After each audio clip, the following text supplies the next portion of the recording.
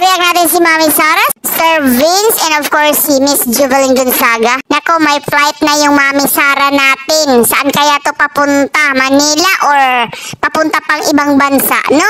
At yan ang kulilit natin. Napakaganda. May design pa sa pisngi. Sino kayang naglagay niyan? Sino nag-art niyan?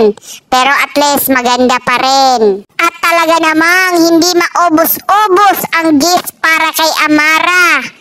Diba? May mga lit gifter pa na dumating. At yan si Miss Juvelyn Gonzaga. Yung unang pasok niya, syempre si Rad agad yung nagsalubong sa kanya. Talaga namang close friend talaga sila. Nakakamiss naman talaga si Miss Dangis, no? Mukhang hindi na yata yun maglalaro kasi busy na sa big shop niya sa Italy. Parang taga-Italy yata yung daddy niya. Kaya kakaiba po yung apelyido niya, Dangis. Dangis ba talaga yung apelyido niya or sa nanay niya yun?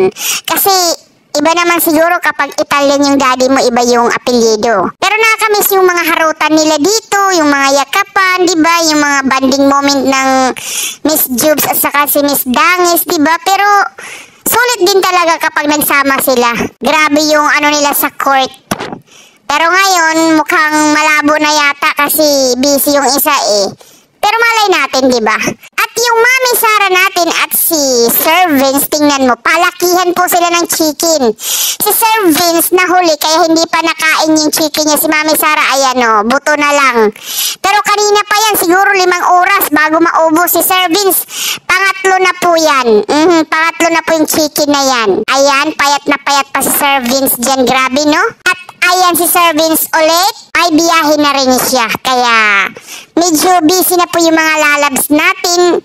Sunod-sunod na yung mga flight niya siguro kasi tapos na po yung Semana Santa. Kaya ngayon, sigurado ako, busy na ang mga yan. So, yun lang po yung quick reaction natin sa mga lalabs natin. Bye! Love you!